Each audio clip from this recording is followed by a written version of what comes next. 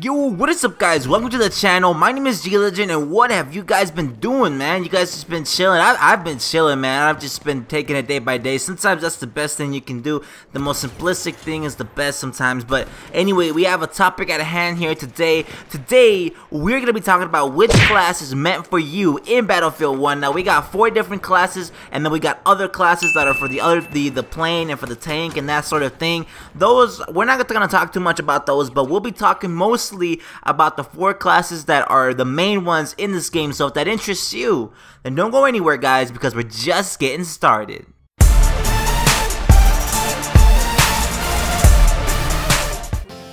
Alrighty guys, so no need to waste any more time.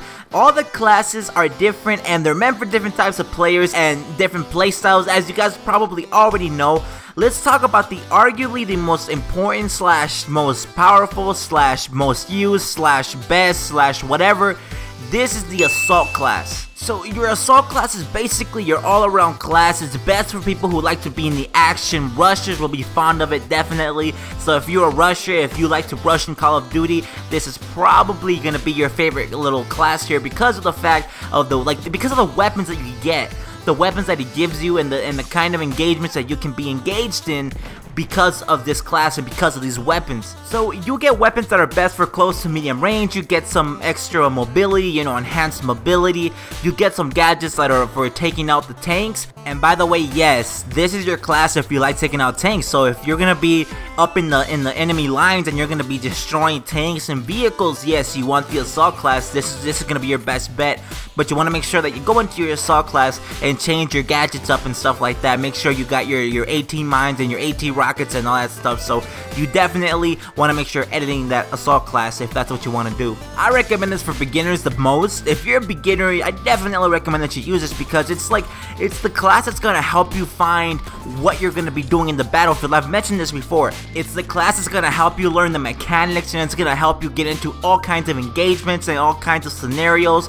That's gonna make you decide, okay, I want to be this, or I want to be a medic, I want to be a sniper, I want to be in the front lines, I want to destroy vehicles, that sort of thing. It's gonna help you decide what your role is gonna be in the battlefield. So that's definitely something good for beginners. And then we got the Support class. This is basically just your support class, right? You're just supporting people, you're supporting your teammates. From what I've seen though, this tends to be the least used class in the game, probably the least popular as well. If you find yourself constantly heading for the nearest vehicles though, if you find yourself constantly heading to the nearest vehicles, this is definitely your ideal class. You got all your access to the machine guns, you got access to weapons or gadgets that are going to help you repair vehicles in the battlefield, so your friendlies are going to love you, especially if your friendlies are all over the tanks and all over the vehicles. If you're a support and you're actually doing your job, you're making sure that everybody has some kind of vehicle to work with, repairing vehicles that are down and all that kind of stuff, your teammates are going to really love you for that. And then the thing is that with the weapons, I forgot to mention the weapons, they're great for medium range. I wouldn't really use them for longer ranges than I don't know, team deathmatch kind of range, because they're not all that. They still have a lot of recoil. Remember that they are automatic weapons, even though that they are machine guns, and they're typically more accurate. And yes, they are more accurate than the typical assault rifle. I do have to say that, but they're still nonetheless, it's nothing like crazy, nothing that's gonna make you so precise that you can be at sniper range and still win a gunfight. Like, no, that's not gonna work that way. You want to make sure you know what you're doing with that. But other than that, they are great for suppressive fire, so your teammates, like I said, really, you can use your help with the support. And then we got the Scout class. This is basically your sniper class. It's not that hard to really get an understanding for this one. Best for long range engagements, of course. You are using snipers. You're only armed with a sniper and with as a primary, and then you got a pistol as your sidearm. Your job is to help your team at a distance, like I said, of course, you know, as a sniper. The thing is that you can't be quickscoping. If you're from Call of Duty, which a lot of people are this year, if you're from Call of Duty, you cannot be quickscoping, alright? Don't be that jackass who likes to quickscope people. You can't be doing that. It's not really even possible to quickscope, so really you shouldn't be trying. The thing is that you'll never be able to quickscope because there's this thing called the sweet spot, and I don't know if you've heard of it. I'm gonna make a video on it very soon, but you can't be quickscoping because of that sweet spot thing. That whole concept. So you want to make sure you're using the sniper the way you're supposed to be using it. So this is definitely not your class if you are a faster paced kind of player. If you don't mind sitting in the back or laying down in the back prone, helping your team out from a distance so things are very slow and quiet, where you're going to be, you know, it's not your class, it's not for you. And then last but definitely not least, we got the medic class. This one is actually best for people who like to help other teammates.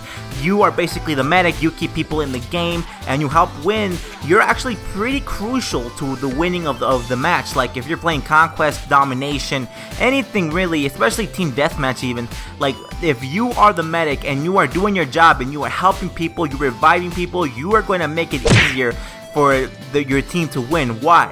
Well, the thing is that every time you get a kill, whether you are yourself or the enemy, every time anybody gets a kill, it counts as a ticket to your team. So what basically that means is that once you reach 1,000 tickets, once your team reaches 1,000 tickets, you win. How do you get tickets? You get them by holding objectives and by getting kills. Now the thing is that if you can't take back objectives, what you can do as a medic is revive people that have fallen, your teammates. That will not count towards the tickets for your enemy's victory. That doesn't count as their victory. So you want to make sure you're healing people and reviving people and just helping your teammates stay alive so that you guys can win. I hope that freaking makes sense, guys, because I just totally winged that whole sentence right there. I'm not even gonna lie. Anyway, I hope you guys enjoyed. This is gonna cut it for the video. Don't forget to drop a like and subscribe if it helped you. And now, I hope I see you guys back here again. And if I do see you back here, then I'll catch you in the next one.